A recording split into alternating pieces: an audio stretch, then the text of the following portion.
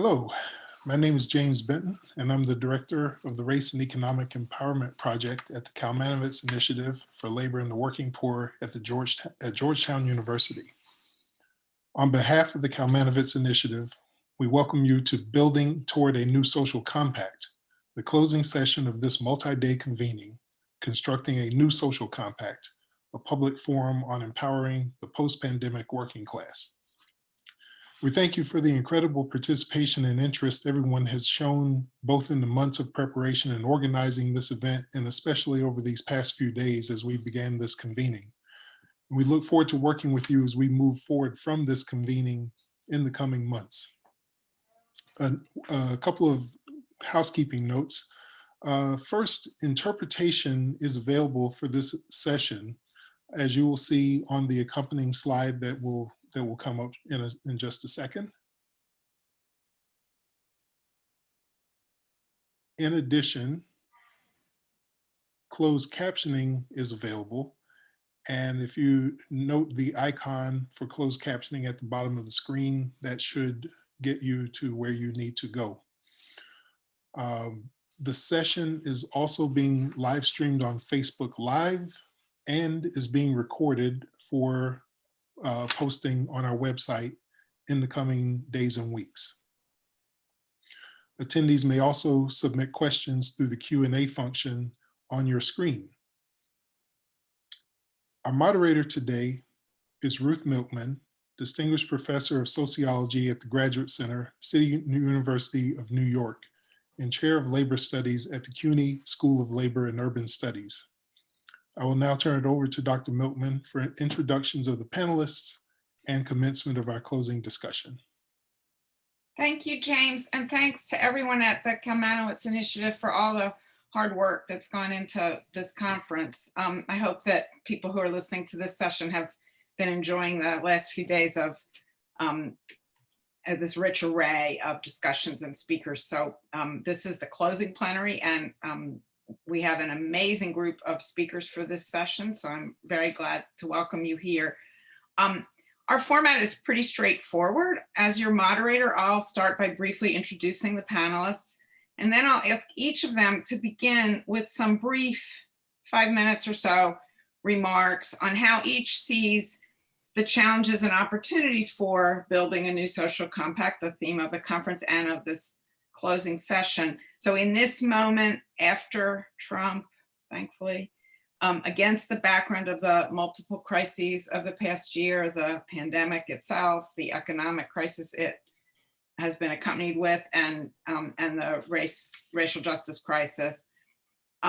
So after each speaker shares their comments on that, I will then invite each of them to pose some questions to one another if they want to, and then I'll offer some follow-up questions as well. And you in the audience are welcome to put your questions in the Q&A function in Zoom, or if you're on Facebook Live, you can express them there and the staff will convey them to the Q&A.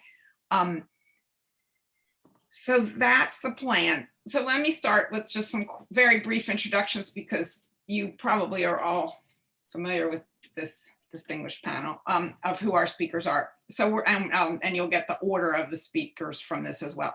So we're going to begin with Mary Kay Henry, who's the International President of the Service Employees International Union, the first woman to hold that position, and she's held it for more than 10 years, since 2010.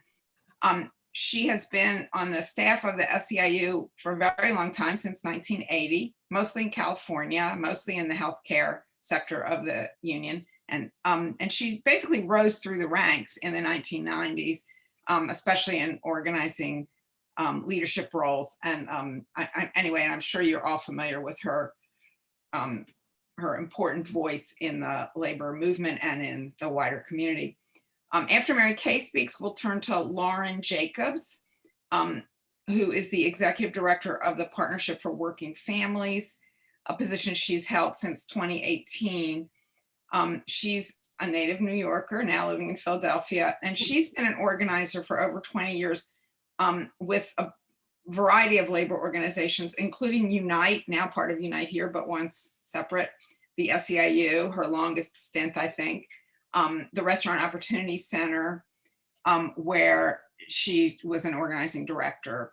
And now, as I mentioned, she heads the Partnership for Working Families. After Lauren, we'll hear from Alvin Herring, Reverend Alvin Herring, excuse me, who's the executive director of Faith in Action, a position he's held since 2018. He has had a previous stint with Faith in Action when it was called the PICO National Network as the deputy director. And in between, he served as the director of racial equity and community engagement at the William K. Kellogg Foundation, which he did for a couple of years.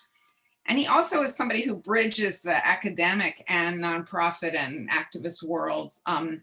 He served for a while back as the Dean of Students at the University of Louisville.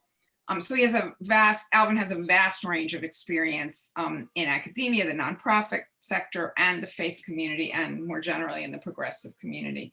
So we'll bring some very, very rich perspectives to this conversation. And then our fourth and final speaker today in this session is Thomas Kochan. Thomas, he's commonly known as a MIT professor where he's been teaching since 1980. And at MIT, Tom co-directs the Institute for Work and Employment Research at the Sloan School of Management. He's an extremely prolific writer. I could occupy the entire rest of the hour that we have with you today reciting his many publications, but of course I won't do that. He's a leading expert on labor and work, and I'll just mention two of his recent books. One is called Shaping the Future of Work, and then another one, which I remember fondly, and I think even though it's a few years ago he wrote it, it's extremely relevant to our conversation today, called Restoring the American Dream, a Working Family's Agenda. And he writes extensively for both academic and public-facing audiences. So that's our panel, and let's start with Mary Kay. Great, thank you so much, Ruth, and to the Kalmanovitz Center for creating this forum. I'm proud to bring the 2 million members of SEIU into this room alongside the panelists that you just announced. I think each of us are going to bring a piece of what's required for a robust and comprehensive social compact for every community in this country. And I think the main point I want to land, and I'll do it through the form of a story, is that to build a new social compact that builds a better society for all of us, we have to decide once and for all to value the work that's being done by service and care workers all across the economy, and that employers of all sizes, but the multi-billion-dollar corporations that exercise corporate power over our economy and democracy and our government have to decide to respect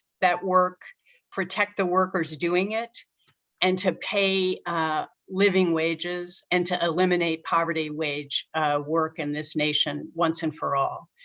And that includes every worker, Black, Brown, Asian Pacific Islander, immigrant of every status, and women workers who are the backbone of the service and care workforce, the essential workers that showed up for us through the pandemic. And that the way that gets respected is that the new social compact has to make sure that all working people are free to join together in unions and bargain on the scale that meets the depth of the problem and where economic decisions are made.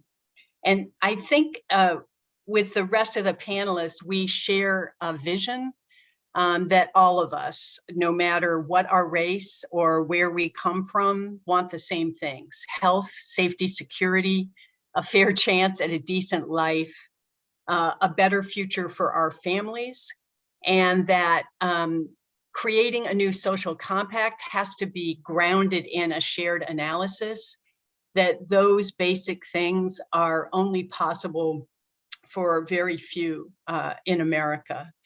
And that the pandemic has forced a national reckoning that's been years in the making. Since the founding of this country 401 years ago, we now face multiple crises hitting Black communities and communities of color the hardest. We have been contending with this global pandemic, an economic crisis with tens of millions of people out of work and losing healthcare and housing, and a reckless disregard for Black life that is most visible as it comes to policing, but is woven through every system and structure in the nation, and an escalating climate crisis. So we know, and I think this 4 days has shown, that millions of families are struggling to make ends meet because corporations they work for are driving down wages and benefits to increase profits, and that corporations and self-interested politicians treat Black, brown, Asian, and immigrant essential workers as sacrificial, not essential. This is a key point that's already been made in the past 4 days. And we know that many still today continue to risk their lives without the proper health and safety protocols or personal protective equipment. Paid sick leave, for God's sake, is still an exclusive benefit for a few in this country, not a national standard. Hazard pay for what people have gone through, and millions of immigrant families are living in limbo as politicians make excuses to postpone solutions and pathways to citizenship. And meanwhile, corporations have been bailed out and are profiting off this crisis while they refuse to do their part to respect, protect, and pay workers on the scale that this crisis has revealed. And nearly half of Americans are excluded from the right to join together in a union to be able to bargain a better life. And we know that the country and economy were built by and for wealthy white men who use racism to divide us against each other and to build their power. And that hurts all working people of every race. And so we think that one of the key solutions that our union, together with other parts of the community and labor movement, can offer is to back the fearlessness and courage of care and service workers, women, immigrants, people of color, who are building a new future out of this crisis. And we know that when we join together, we can win together, and that now we need to win on a scale that addresses the scope of the crisis and transforms the lives, not of hundreds or tens of thousands, but millions of Americans. And one key thing that we're in the middle of that just illuminates the intersection of these fights is we have been organizing home care workers for decades in our union.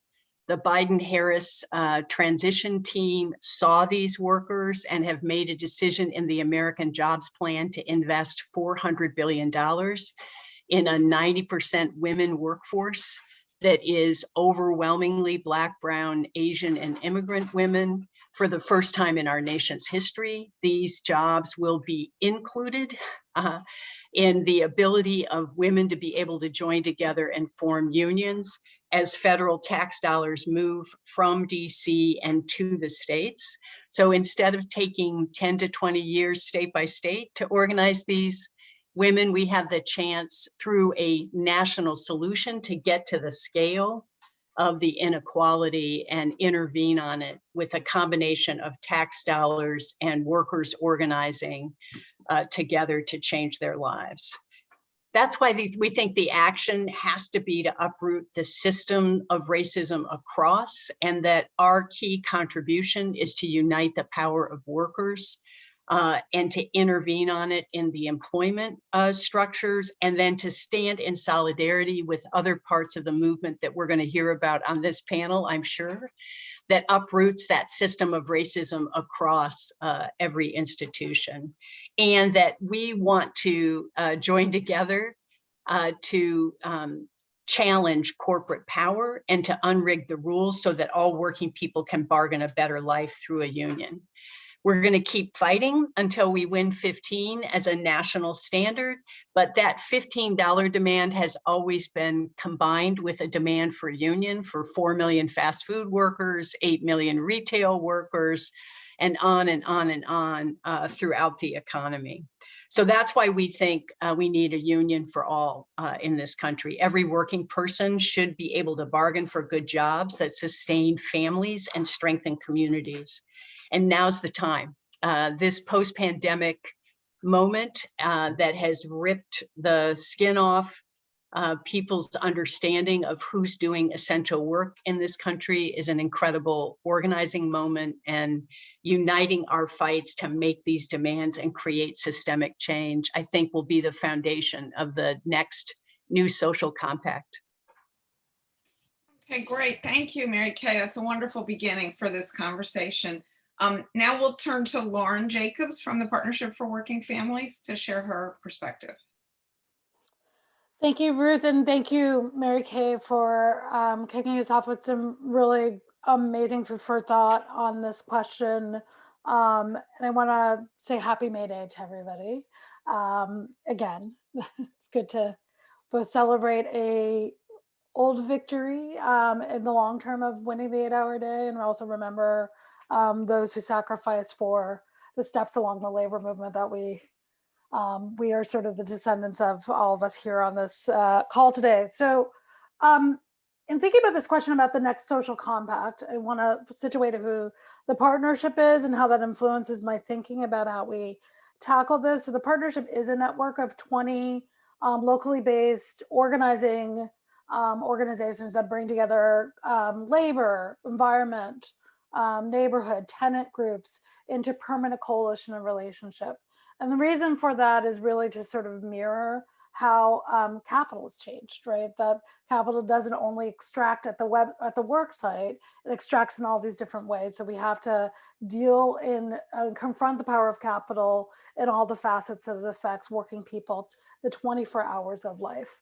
And that is a power building strategy. And that frames how I assess this moment and thinking about how do we get to a new social compact. So I want to start on the positive, and then I'm going to go to the negative, but then I'm going to talk about what I think might be the ingredients. I don't necessarily have the recipe, but I have some thoughts on what might be stuck into the pot to get to the stew that we want. I think we've dealt an incredible blow to neoliberalism, and I think that is evident in the sort of address to the nation that the president gave this week.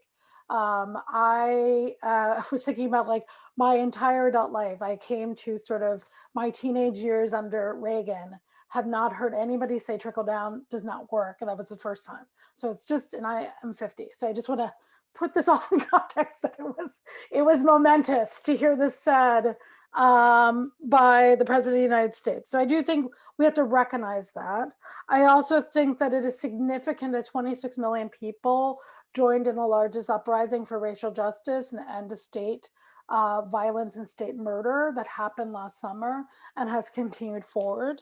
And I also think that the election season of last year, in which millions of people knowingly chose multiracial democracy, right? And said, that is what we're putting our chits on, that is who we are, and that's who we will be.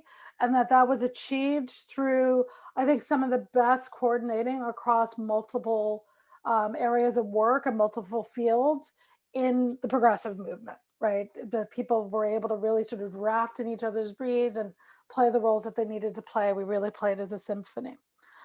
I think those are the sort of, wind in our sails. I think the headwinds that we're facing are that shareholder privacy is still the rule of the game. So it's like we've dealt a blow to neoliberalism, it's not gone. So that is still sort of the organizing principle of corporations and the bottom line on which all decisions are circulating. I do also think that we have to take seriously that the opposition party has incorporated not only openly anti-democratic factions into it, but openly racist factions into it, and that's occurred. And that that capital is still very much alive with that party. I do think we have to take seriously that we had a pandemic that killed the poor, killed the Black and brown poor at breathtaking numbers, and in the midst of that, while others have survived, millions are facing eviction. 650 gained $1 trillion in wealth. And that we are seeing a wave of anti-voter, anti-Black, anti-Indigenous legislation just move with lightning speed across the country. So that's the sort of context we're in, but I don't want to lose the front end because I think there is a lot to be hopeful about, but we've got to be sober about the still challenges we face. So what do I think about this? I think, of course, labor and organizing unions and the right to organize and passing the PRO Act and achieving massive organizing on scale is critical to having any chance at a multiracial democracy. I think those are civil society organizations where people are in cross-racial institutions, cross-gender institutions where they're making decisions together, governing together, and it's sort of a building block that is critical. We have to take seriously. I think this is my ingredient list. I also think, though, the last post-war period, right? We thought about labor as being I think the post-war period, which tends to be the social compact we think about, tends to be like the compact between just labor and capital. I think we have to think broader than that. So I'm naming, like, we're talking about, I'm thinking about one company I spend a lot of time worrying about, Amazon.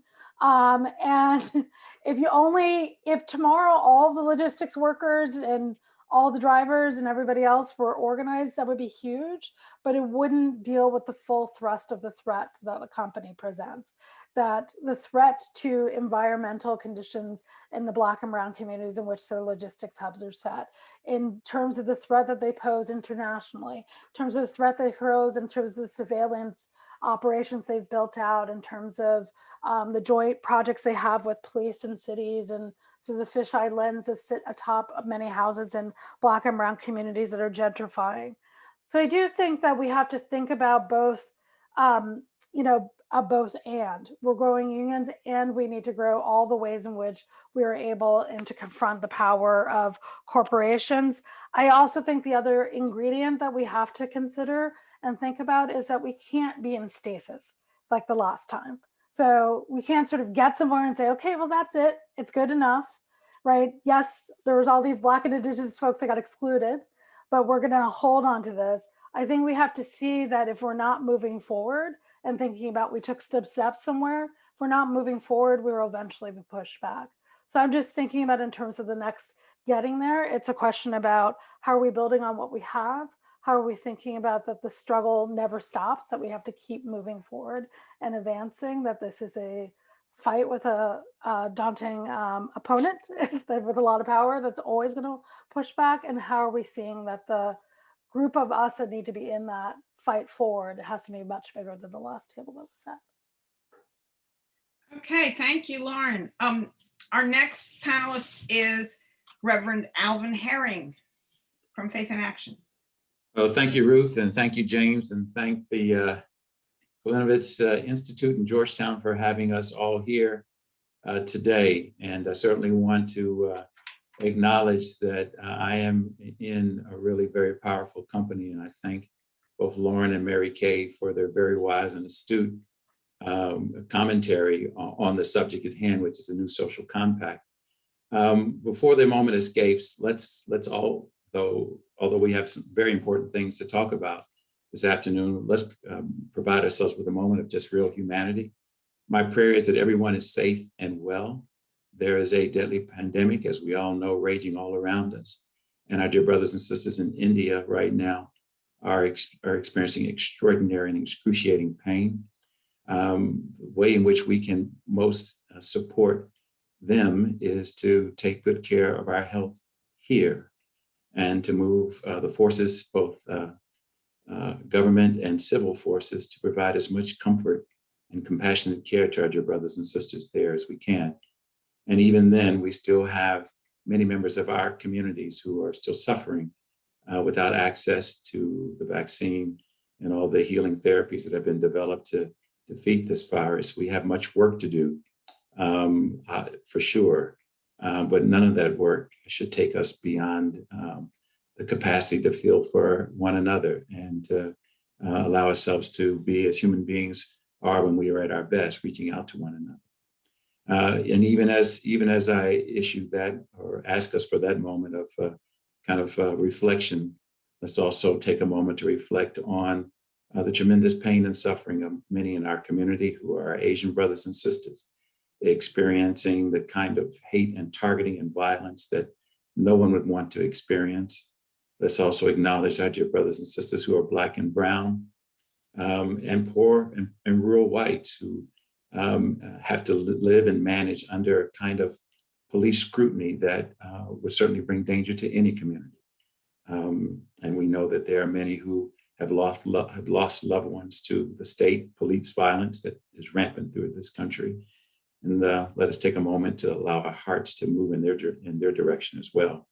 We were told that we would have a few minutes to make an opening statement, and my two colleagues before me made such wise statements. I don't know what else I could say other than to point us at this towering literary figure of the 20th century, James Baldwin, who in a moment very much like the moment we are experiencing now, where there was great racial and civil unrest, where the margins, where people have been pushed to the margins and deprived of home and jobs and education and unfortunately liberty, the freedom to move around and not be incarcerated. In a moment very much like this moment, James Baldwin asked a very profound question. He asked, are we becoming moral monsters? And I want to repeat that question to really frame my 2 or 3 minutes of commentary on this subject, because often when we talk about a new social compact, we don't talk about the moral necessities needed to help us build that that compact. We often don't talk about the great moral struggles that have to be managed in order to move an entire country and a culture and a body politic in the direction of real compassion, love, peace, justice. These are more than just platitudes. These are the actual anchors to which we, I believe, are trying desperately to hold on to, even as the ravages of neoliberalism and the white supremacist elites would want to continue the practices of extraction and exploitation and diminishment. James Baldwin was asking us, are we becoming moral monsters? Because he noticed and pointed out, I think with real intention to make us better, that inequality expressed in all the very ways in which we've talked about so far and which we'll talk about some more, had so wounded humanity, had so wounded this country, that his fear was that we would not be able to go on together. Baldwin also, though, was asking us to answer a very powerful question that we have not answered, did not answer then, and have not answered yet now. Can you build a moral nation on a history of the genocide of Native and Indigenous people, the kidnapping and enslavement of African people, the exploitation of women, children, and the elderly, the exclusion of Asians and Latinos, and then after first exploiting their labor? Can you build a country that intends to be a moral, shining city on the hill without confronting those great moral failings and giving ourselves the opportunity to reintroduce ourselves to what I believe are the basic moral intentions of humanity? James Baldwin was asking a very powerful question, and I think his question is alive right now.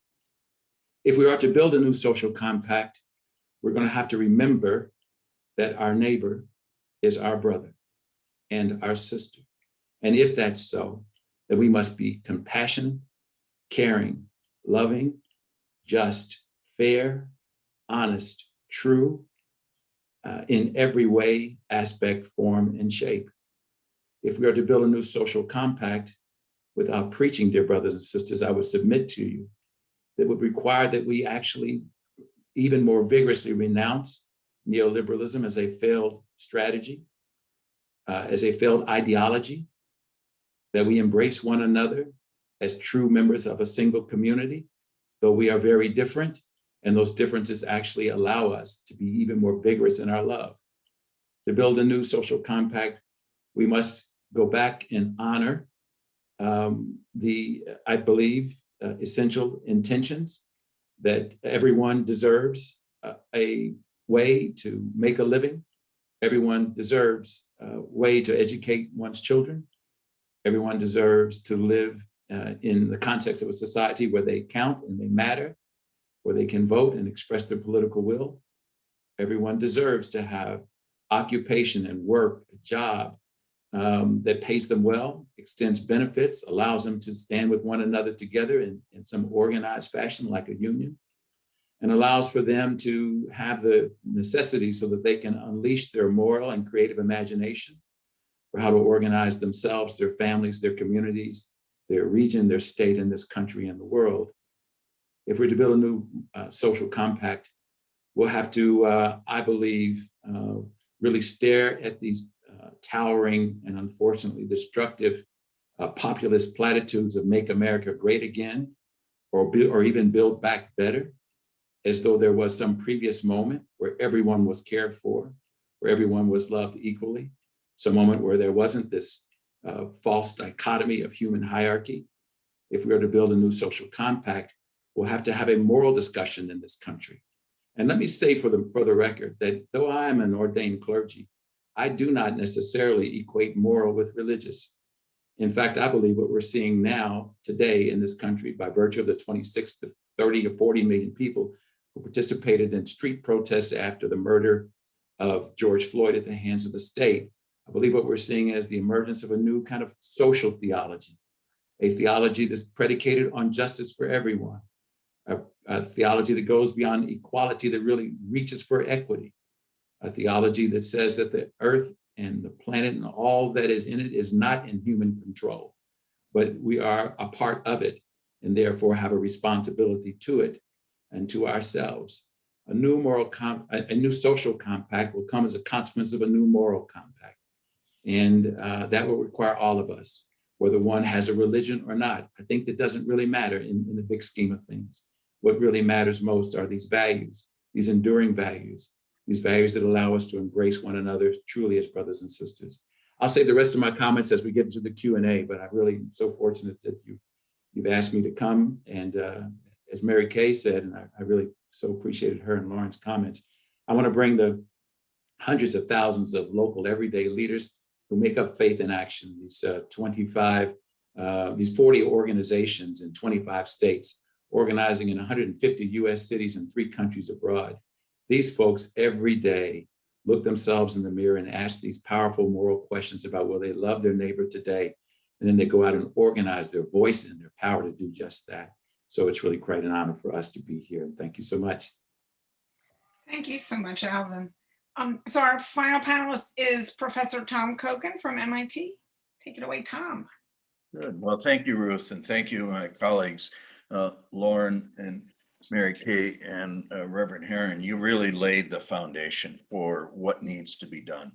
And I want to build on the comments, and I particularly appreciate Reverend Herron's emphasis on the moral foundation, something I believe in deeply and have written about and talk about, and we try to live it in what we teach and in what we do out in the world. And I think that's the model for bringing this country together and closing the divides that are so stark, and the racial, addressing the racial injustice and the gender equity and safety that we need. But before I say anything else, I want to say how excited I am about the range of people, the talent that was brought together in this conference over the last several days. And looking down at the list and the topics and the discussion, we have so much rich diversity in our movement to build a new social compact.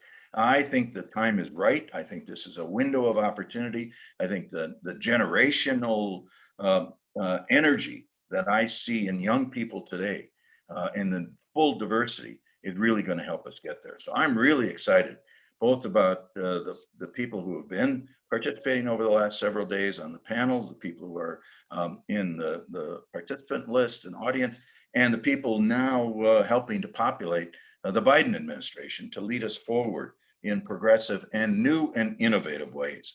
So I want to congratulate you all for your good work and just want to be supportive of it in any way that we all can. The second thing is I just want to reemphasize that time is really of the essence. We can't afford to lose the opportunity that we have right now, the window of opportunity to take the kinds of actions to turn this economy around, to turn the society around, to build a new social compact, because we won't get another opportunity for the next foreseeable future. we have the right conditions, we have the energy in society, we have the activism of so many groups out there in the labor movement, in the worker advocacy groups, in the gender equity and the racial justice and all of the community groups. We have to work together, as Mary Kay said, in partnership so that the umbrella is large and that the determination to make a difference right now is strong. We take our case to the public and the public takes its case to policymakers and leaders of our institutions. So we know this is a long-standing problem. Several people referred already, I think Lauren in particular, we had sort of a social compact of one sort or another in the post-war period. It wasn't very inclusive and it didn't last through the Reagan years. It ended in the 1980s. We now have to invent a new one that is inclusive, resilient, productive, and equitable for everyone. And so I want to talk then about what I think that might entail. And the first point is no particular group, labor, business, government, education for that matter, none of these groups can do this alone. We will only make progress if we can really engage each other as real partners, legitimate voices, powerful voices at the table, inclusive voices. As Lauren said, we can't just come back with labor in the traditional sense or business in the traditional sense, sitting down with the government. It has to really open up to the full range of voices that have a stake in the future of our economy. And we have to find ways to engage each other with respect, with dignity, and with power. And that's, I think, the challenge. And so let me just say a couple of things about these different key groups that need to be at the so-called table at the regional level, at the community level, and at the national level to get it done. And we'll start with labor, broadly defined in the full diversity of voices that are speaking up today for justice at work and for dignity at work, for safety at work, and for a fair compensation, and for sharing in the fruits of productivity that we all help to generate. Well, labor really needs to keep up the energy of organizing that we see, both in unions, whether it was at Amazon, the energy that went into building that coalition with community groups to getting us start facing enormous unfair opposition and a rigged election process now. And I say that based on lots of research and lots of reality. It doesn't work when management and their consultants and their unions decide, their consultants and their lawyers decide what workers are going to get a union and what are not.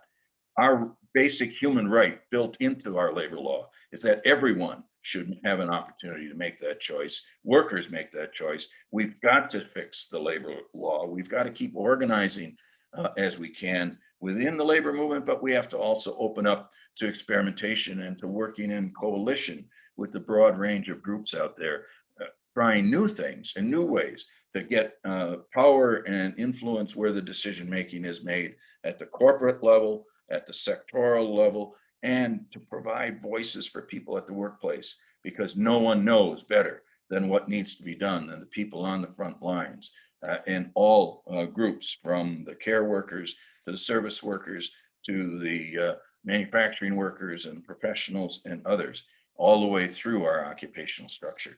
So labor has to be a broad tent, an umbrella that brings these groups together and keeps mobilizing in support in new ways, in traditional ways, and finding the path forward.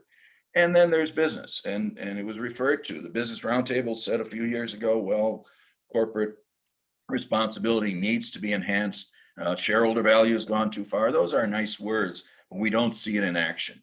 The way it is now, it's only going to turn into action if they are pressured and if they are pushed by labor and by other groups and environmental groups and by government policy to move forward in a constructive way. But I call on our business colleagues. I teach business students.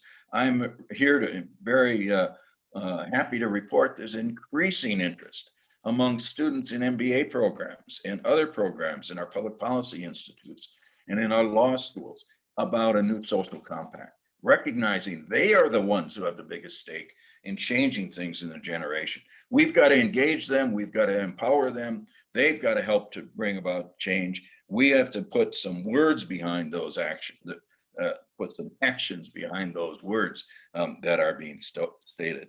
Then there's government. And yes, we have a window of opportunity with the Biden administration. It's a breath of fresh air for sure.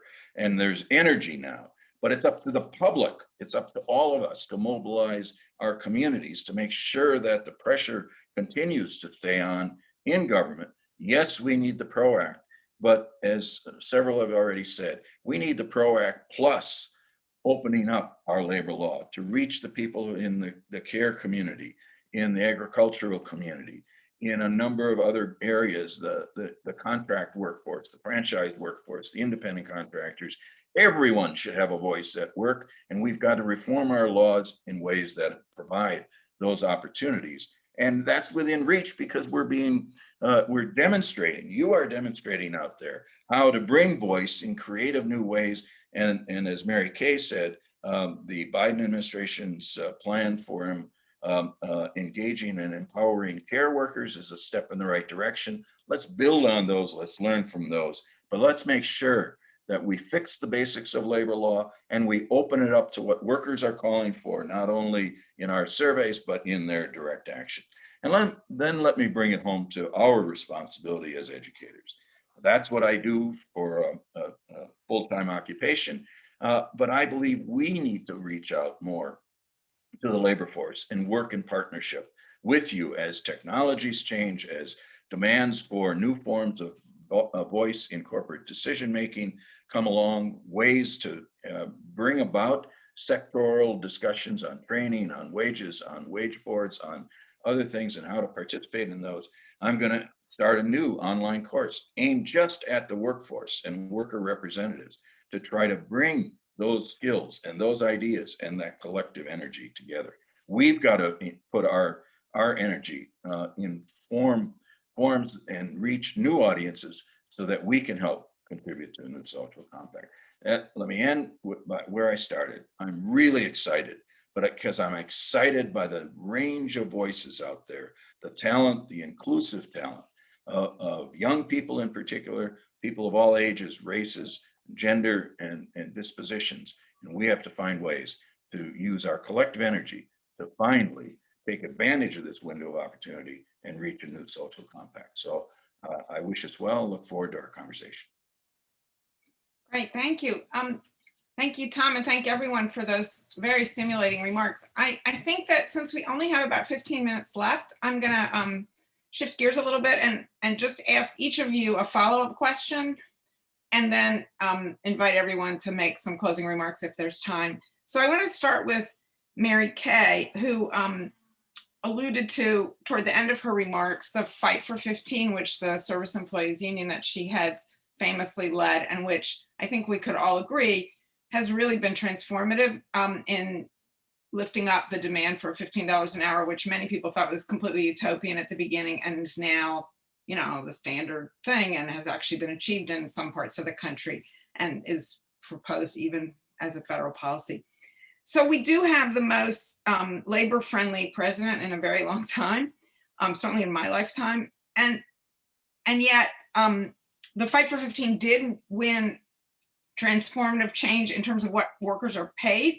But as you pointed out, the demand is also for a union for all, and we haven't gotten as far with that, to put it mildly. So what are the prospects of overcoming the longstanding barriers for organized labor in rebuilding power? And what steps, I mean, the PRO Act is an obvious one, but are there other steps that we need to be thinking about toward that end, Mary Kay? Sure, thank you, Ruth. And what SEIU thinks of as its role in relationship to the Fight for 15 is that we are backing the fearlessness and courage of fast food workers, airport workers, home care workers. We unite with the poultry workers and the Amazon workers who have been walking off the job. And the demand for a union means a lot of what the other panelists have talked about, which is how do we hardwire into the Medicaid program the conditions that will create the rate setting mechanism and multi-employer table for home care workers to bargain beyond the standards that get set for the wages and benefits of those jobs. So that's one way to use government to expand the ability of women who were excluded in the New Deal from being covered by all forms of New Deal legislation because Democratic lawmakers did not want Black workers to have power. And we can right that historic wrong and unleash the power of the fastest growing job in the country to have an organization that advocates not just for themselves, but for the elders and people with disabilities that they serve at home. So that's one. Two is passing the PRO Act. Three is the kind of things Tom suggested. In every other dollar that's going to move from the federal government to creating jobs, how are we insisting as we open up solar and wind on the front end for the workers to have the right to join together and form unions at the scale where the decisions are made on the economy? Not shop by shop, but in ways that allow for a bargaining table with a solar company that may be operating in 3 or 4 different states to have a union that bargains at the right level is the point I'm trying to make there. So the theory here is, how is every tax dollar and every program of government connected to workers' ability to join together and bargain? A third thing is through executive action. The president just issued a $15 minimum wage order for federal contractors. That will incent employers that have already got bargaining relationships to do food service, security, janitorial work. The CWA has had a huge campaign with call centers that the federal government uses for the Medicare program. And those are $8 an hour jobs, primarily in the South. And this contracting order can be used as a way to figure out how to bargain. And then the fourth way is the president using his bully pulpit, which he did by the video that he sent saying that every worker should have the right to freely decide for themselves whether they want to join a union, and that employers should not harass, coerce, fire, change schedules, add 1,000 people to the bargaining unit a week before the Bessemer election pool gets certified. So I think we have to think of multiple ways. And then I think Lauren's hinting at, can we as a civil society challenge the corporate power that Amazon has on our democracy and economy in all the multiple ways that it negatively impacts our lives? And what are we going to do to demand a set of standards from corporations that goes beyond simply a collective bargaining arrangement that I think she hinted to? So I think the way we think about it is, where do decisions get made that affect the wages, hours, and working conditions of the workers? And how can we get to bargaining power at the right level? So that's why we think it's so critical that we keep campaigning on McDonald's, Wendy's, and Burger King, because our vision is that we force them to a national bargaining table where they voluntarily agree to finally get an agreement with workers, because the disruption that workers are causing in their most profitable geographies make them say enough is enough. We should do in the US what we've done in 9 other countries around the world and create a national collective bargaining agreement for the 1 million people that we employ, but that could impact the other 3 million fast food workers in the economy. So imagine if 2 million care workers through the Biden Care Plan could get a union, 4 million through the Fight for 15 in a Union campaign that is going to be in its 10th year and is not going to stop until we get the union, together with Amazon workers. And then how is that collective power used to unite in the way that Reverend Herring was pointing us to create a moral agenda that deals with the environment, that tackles systemic racism, that welcomes every immigrant? That's what I think is so important about both thinking about the union and the intersection of the fights, because it's who we represent. SEIU members demand that we fight for citizenship, that we fight for racial justice, that we fight for clean air and clean water, because it's about how we bargain on behalf of the whole life, not just the wages, hours, and working conditions at work. Thank you. I have a question for Lauren as well. You talked about signaling a break with neoliberalism and the ways in which the growth of the racial justice movement offers us, opportunities and hope. And yet, as you know, our nation remains deeply polarized. And so I wanted you to speak a little bit to that challenge. We don't have any hope of winning over outright racists and white supremacists to our side of things, but there is a large population that has supported Trump and his allies that in many cases maybe could be won over. And I'd just like to hear a little bit from you about the chances of that happening and how we might help move the needle on that.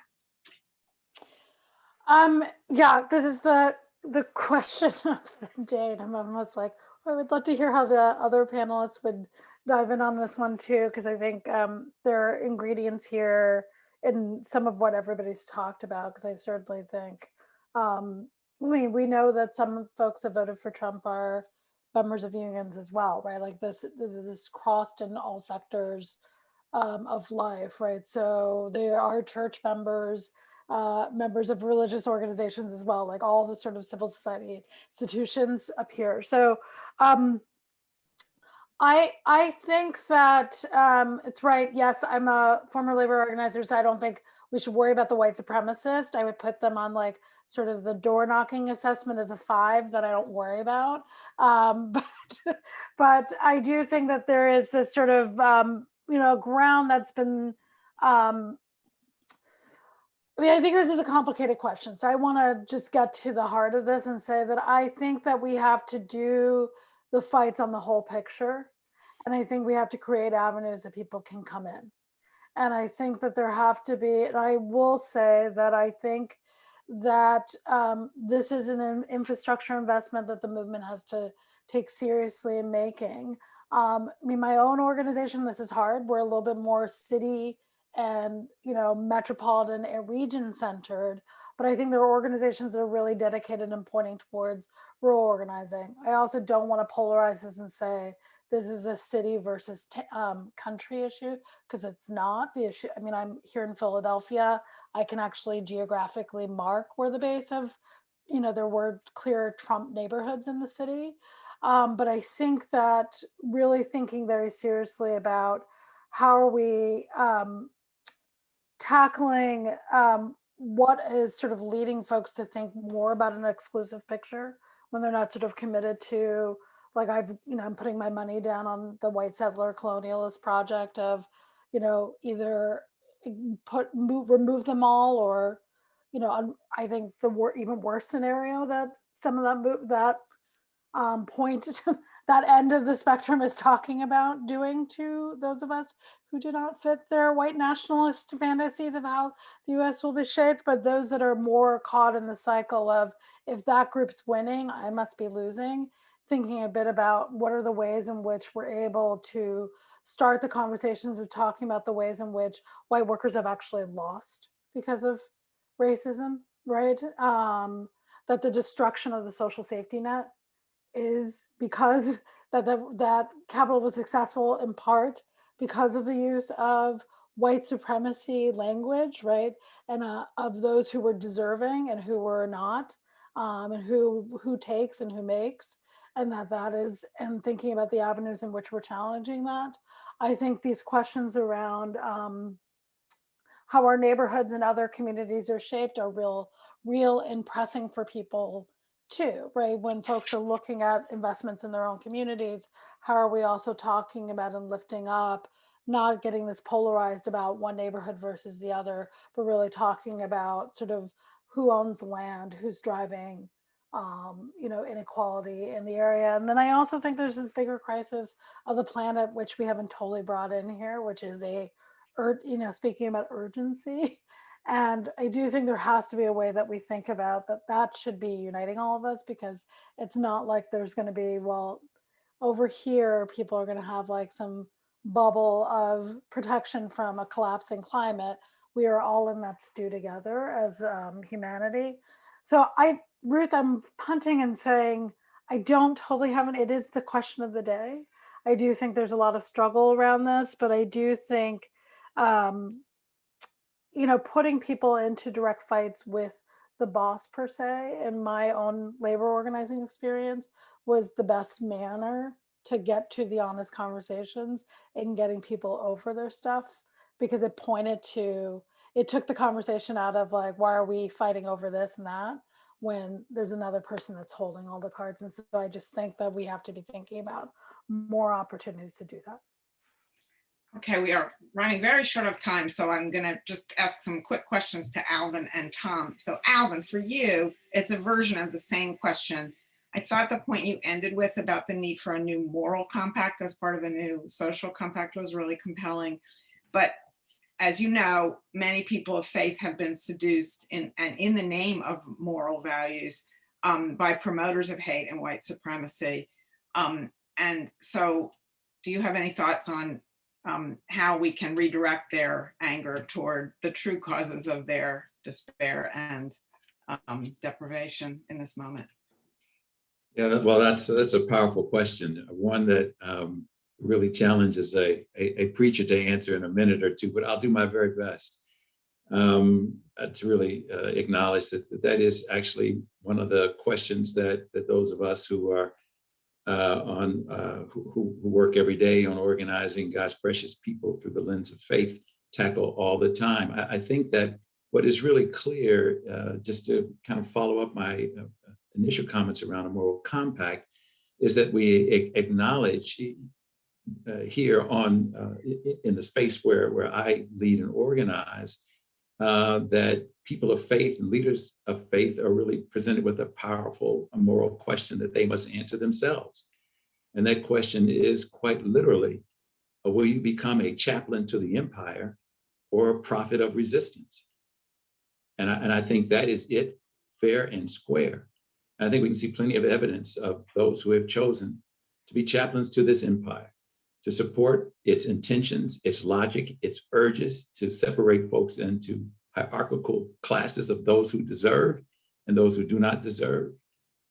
I think they're chaplains of the empire on the faith side who decided that they would honor their forebears in faith and turn a blind eye to racial discrimination, white supremacy, patriarchy, and other forces that would regard some as better than others. I think that every day, those of us organizing in the space where we organize, every day we are challenged to engage our moral imagination and not fall into these false dichotomies that suggest that there's not enough for everyone. Some are better than others. Not all life is precious and should be supported. And that other ways of understanding the divine or answering the great mysteries and questions of life that are different from Christianity are somehow invalid. None of that is true. And when that is embraced as true, it is expressed in white supremacy. It is expressed in the maltreatment of women. It is expressed in the exploitation of children. It is expressed in the degradation of our environment. It's expressed in the systems and strategies that we use to govern ourselves. Let me just make one other kind of comment, somewhat connected to this, but really more expressive of the work that we do as everyday people of faith organizing around the set of moral principles and moral values that I spoke about earlier. For us, we don't believe that it is too late. We don't believe that it's a lost cause. In fact, we are greatly energized by this moment. We believe that this, as Thomas was saying, this is a powerful, even pregnant moment if we would but unleash the shackles of the old ways of thinking and doing, confront the inherent lies in those old ways, and then assert as vigorous as we can that everyone deserves an opportunity at a decent life. I'll make one last connection, then I'll be quiet, and that is that as we talk about a new social compact that might govern the economic realities of this country and might govern the economic systems, what we have learned in our work that if you're not also talking about and working mightily on ensuring that that every person has a right to vote and therefore has a right to be counted, has a right to matter within the context of democracy. Unless and until we're working vigorously on that, we find that the people that we organize with, people of color, folk who are struggling in the cities and in the suburbs and in the countryside, we have found that they have no economic standing and lack economic power, divorced of political standing and political power. And so for us, this work of ensuring that we have a new social compact that will provide for everyone means also that this work has to be about voice, has to be about creating power through voice. And in a democracy, the most powerful way to create power through voice is through your vote. So I do want to leave us with the notion, more than a notion for me, it's a belief that we can capture this moment if we will do the hard work of insisting that we look at these big moral questions and responsibly answer them, and not push them off for another generation, and not expect our leaders only to answer these questions, but that each of us have a responsibility to answer these questions in our own lives and our own experience. Thank you for asking the question, Ruth, and God bless all of you all. So we are a little over time, but if if no one objects, I'd like to ask Tom one last question as well, and before we wrap up. And I apologize that there are some questions in the Q&A that I don't think we're going to have time to pursue. But Tom, you mentioned the generational, the energy of the new political generation, as some of us call it, that I think is a really hopeful, it's perhaps the single most hopeful thing besides the election results at the moment. And you also spoke about the prospect of getting support from the business community for a new social compact, something that I think maybe other panelists are not quite as hopeful about. But if that were to happen, it seems to me that that generational energy you spoke about would be central to it. And we have seen examples of young employees of big corporate entities pushing them in a progressive direction. And I just wonder if you'd like to comment a little bit more on that whole phenomenon and where it might lead. Well, thank you, Ruth. I'll be very brief because of the time, but I do believe that we can use our workplaces as a channel of healing and a place where social justice can be demonstrated and achieved if we value everyone's voice and we give everybody a legitimate voice in shaping the future of work and respecting each other. And that's why changing our policies to say every worker should be protected, workers on the front lines, mid-management, up to the top executives, for raising their voices and working together and bringing the collective wisdom together about how to achieve justice, fairness, productivity, innovation, and get our economy and our society moving in sync again. So I'm excited about this. I think we should speak with one voice that just empower us at the workplace and at the levels at which powerful voices need to be heard in our society, at the corporate level and at the industry level in some cases. That's where we can make the most difference. And so if we can take that case to the American public, that if you empower us, we will draw on the energy of this new generation of people who see the need for it and see it in its full dimension. So I'm excited, but we've got to make that case to the public, and we've got to use and say, give us the power at the workplace to show you what we can do. If we do that, I think we'll take advantage of this window of opportunity. If we try to go back and just do the same old business versus labor battles over the narrow forms of labor law, we're doomed. And even if there are some marginal changes, we're still not going to get the kind of opportunities for all these voices to be heard. And so that's where I think we need to go. As I say, I think it's a window of opportunity. I'm excited about all the energy and look forward to doing what I can and what we all can together.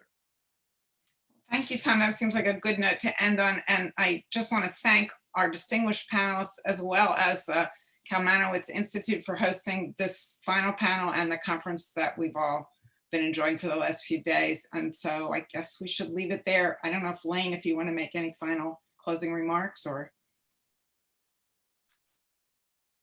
No? Sorry. Oh, Thank you all for coming to constructing a new social compact.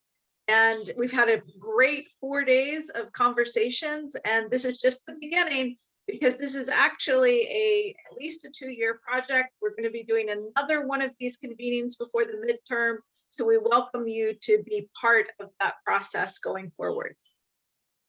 And that's it. Thank you, everyone, and have a wonderful afternoon. Goodbye. thanks, everyone. Thank you.